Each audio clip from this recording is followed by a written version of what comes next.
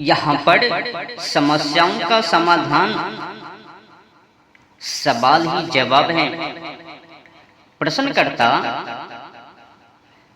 ब्रह्मचार्य और विवाह में क्या संबंध है? जो भी जितने भी ब्रह्मचारी लोग हुए हैं उनके जीवन को पढ़ते हुए हमें बड़ा आनंद आता है।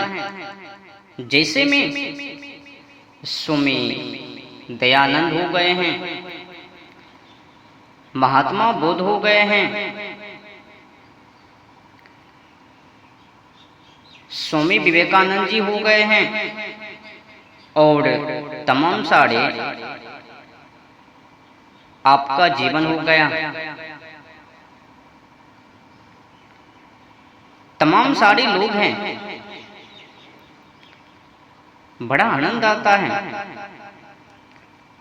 और ऐसा कई सालों से लगातार हो रहा है। अब ये मेरी समस्या है, इसीलिए मैं आपको बता रहा हूं। मुझे ऐसा लगता है कि मुझे अविवाहित रहना चाहिए, मतलब मेरी समस्या है ये। और अविवाहित रहकर जैसे इन लोगों ने देश के लिए अपने को खपा दिया, अपनी पूरी जीवन जिंदगी को देश को समर्पित कर दिया, उस तरफ मैं भी आगे बढ़ना चाहता हूं। तो फिर इसमें आपकी क्या राय है? मेरे बारे में तुम्हारी राय इतनी जबरदस्त है कि अब मैं क्या राय दूं? मुस्कुराते हुए, ए बेटा जो तुम सुना रहे हो ना, ये एक कहानी है। इसका सत्य और धर्म से, अध्यात्म से बहुत कम संबंध है।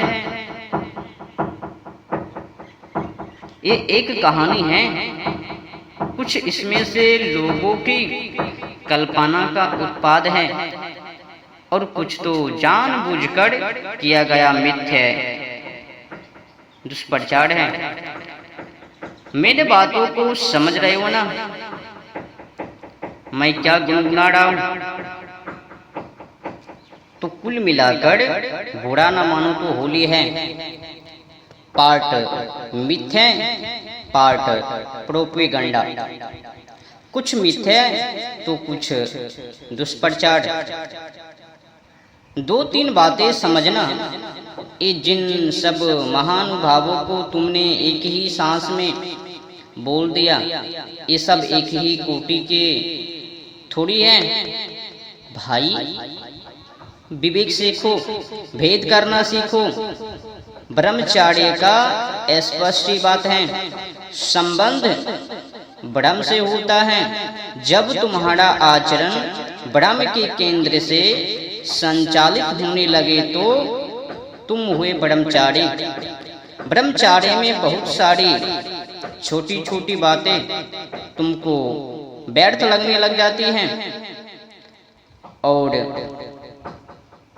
वही बहुत सारी छोटी छोटी बातें जो व्यर्थ लगती हैं, उनमें से एक छोटी सी बात है स्त्रियों के पीछे भागना, पराई स्त्रियों के पीछे भागना, काम कीड़ा के पीछे भागना, इत्यादि इत्यादि क्रूरता के पीछे भागना।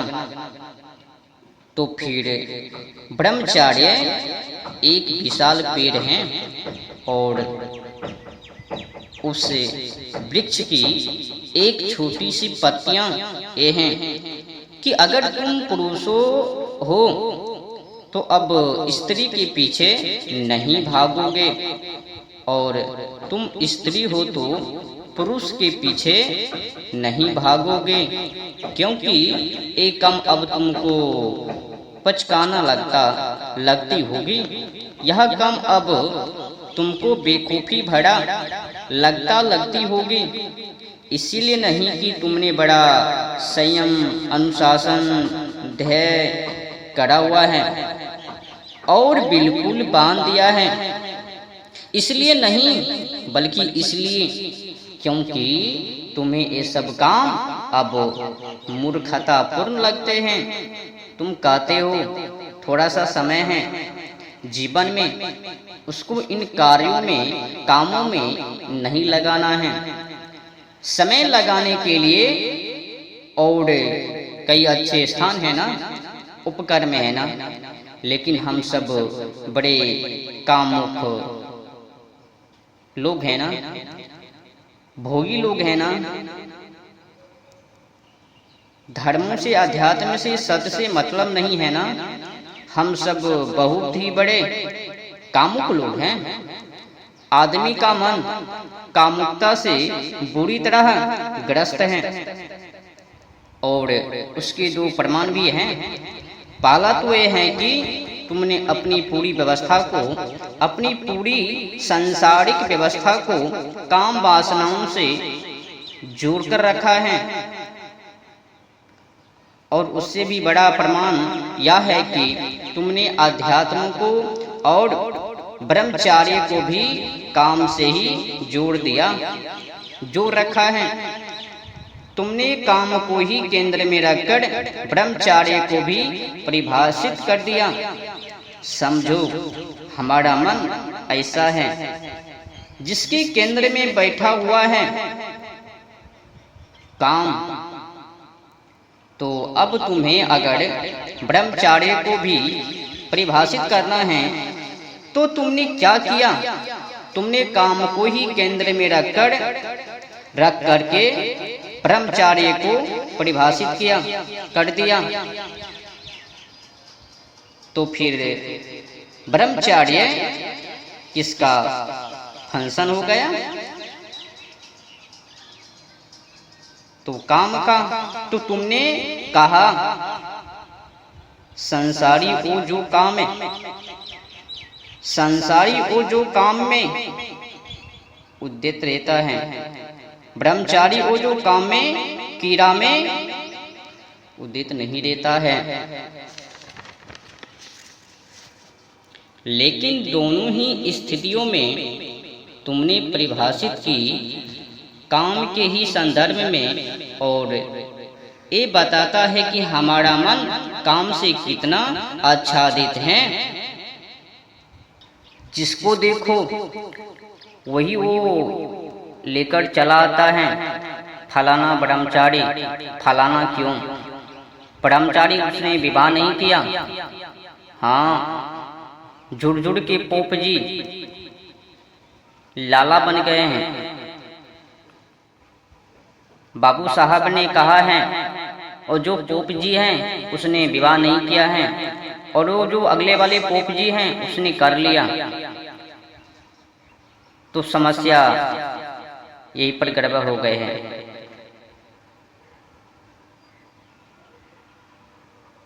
सुनो, अगर ऐसा है तो फिर समस्या की ओर बढ़ते हैं। कहीं पर ऐसा भी खबर अखबारों में, पत्रकारों में आता है, इन्ना फिन्ना नाम के शहर में, राज्य में लड़का 1000 है और लड़की की संख्या 250 से 300 है। तो हजारों लड़कों पर 250 से 300 लड़कियों की कमी चल रही है। तो वहाँ तो बड़े ब्रह्मचारी ही निकलेंगे। अगर विवाह भर न करने से आदमी ब्रह्मचारी हो जाती है, तो वो सब लोग जिन्हें अब लड़कियां नहीं मिलने वाली हैं, शादी करने के लिए लड़कियां तो सब मार दी गई है ना। आजकल के ज़माना में माँ जी पिताजी डॉक्टर के द्वारा क्या करते हैं, जो ही गर्भ में लड़कियां आई तो भ्रूण हत्या करवा देती है। तो किसी किसी राज्य क्षेत्रों में ये सब समस्या आ जाती है। लड़के अधिक हो जाते हैं और लड़कियों की जनसंख्या कम हो जाती है। लड़का की जनसंख्या 1000 है तो लड़की की जनसंख्या 200 से 250 300 बहुत हो गई, ये समस्या। तो जिनकी जोड़ा अब पूरी नहीं हो रही है, अब क्या वो ब्रह्मचारी कहलाए, या फिर जिसने शादी कर ली क्या वो ब्रह्मचारी कहलाए? बिना संयम धैर्य से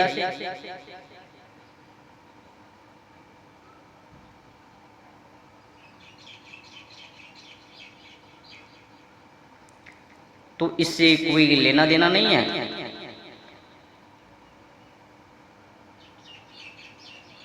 विवाह से ब्रह्मचार्य में शादी करना न करना इनसे कोई मतलब नहीं है। जो नियम है उस नियम के अनुकूल चलना यही सबसे बड़ी बात है। तो आगे बढ़ते हैं।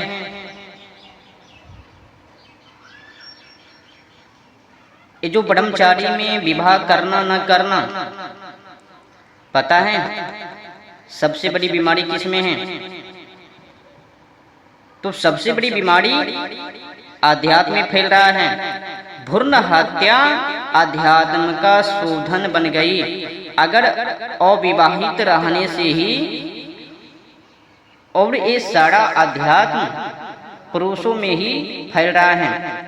स्त्रियों के पीछे तो अब ज्यादा ऑफर हैं, क्योंकि लड़कियां एक हैं गांव में और लड़के 5 हैं। 4 लड़कियां मार दी गई हैं, 4 लड़कियां मार दी गई थी पहले से ही। तो ब्रह्मचार्य का विवाह से क्या संबंध है? ब्रह्मचार्य का तो काम वासनाओं से भी सब कुछ परोक्ष संबंध है, प्रत्यक्ष नहीं। ब्रह्मचार्य का प्रत्यक्ष संबंध अगर है तो मात्र ब्रह्म से।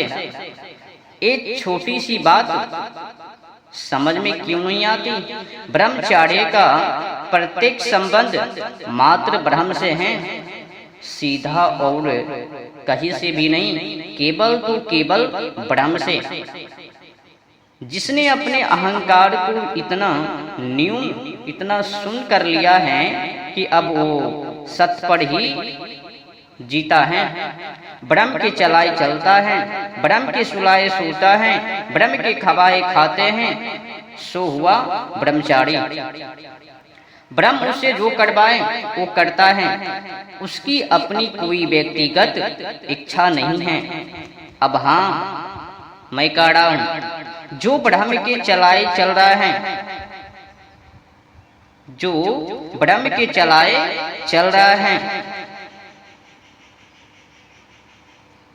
उसका छोटी छोटी बातों में, मीठे खट्टे तीखे रसों में आसक्ति और स्वाद कम हो जाता है। शून्य भी हो सकता है। तो फिर ना तो वो ईर्ष्या के पीछे भागता है और न ही मोह के पीछे भागता है। न धन उसको बहुत बड़ी बात लगती है, न सत्ता की कोई पदवी, न सफलता और न यश और न कीर्ति उसे बड़ी बात लगते हैं। इसी तरीकाओं से फिर उसे यौन सुख भी बड़ी बात नहीं लगता। इसीलिए यह पाया जाता है कि जो ब्रह्म में चार्य कर रहा है वो अगर पुरुष है तो स्त्रियों से भी एक स्वस्थ संबंध रखेगा। वो ये नहीं करेगा कि जो भी स्त्री देखी उसी को काम वासनाओं की नजर से देख रहा है। उसके के लिए स्त्री एक जीव होगी, एक व्यक्ति होगी।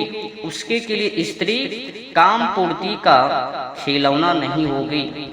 और यही बात स्त्रियों पर भी लागू होती है। वो स्त्री हैं अगर, तो वो भी फिर पुरुष से अच्छी संबंध, स्वस्थ संबंध रखेगी। पुरुष को ऐसे नहीं देखेगी कि यह मेरी वासना की पूर्ति का उपकरण है। तो ये हुआ ब्रह्मचार्य। ये तो अभी ब्रह्मचार्य नियम का एक बहुत छोटा सा हिस्सा है। आगे और सुनो। यौन इच्छा से मुक्ति ब्रह्मचार्य का एक बहुत छोटा सा हिस्सा है। ब्रह्मचार्य बहुत बड़ी बात है। जब तक तुम में सत्ता का लालच है, तुम ब्रह्मचारी कैसे हो भाई? जब तक तुम्हारे ऊपर अज्ञान का पर्दा चढ़ा हुआ है, तुम ब्रह्मचारी कैसे? जब तक तुम मानव द्वारा रचित सीमाओं में विश्वास करते हो, तुम ब्रह्मचारी कैसे? ब्रह्म तो असीम है। समझ में आ रही है मेरी बातों को? और न ही ब्रह्मचार्य का मतलब है कि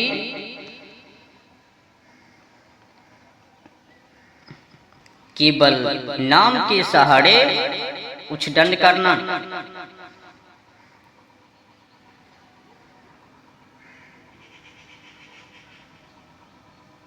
और सुनो, ब्रह्मचार्य का मतलब है, फिर से कहता हूं, स्त्री को यौन इच्छा की पूर्ति का साधन नहीं समझना है। स्त्री को देहमात्र नहीं समझना है। स्त्री उसी तरीकों से जीव हैं जैसे तुम हो। स्त्री भी उसी तरीके से एक अपूर्ण चेतना है जैसे तुम हो। स्त्री भी उसी तरह से आत्मा से मिलन को लालायित रहता है जैसे तुम हो।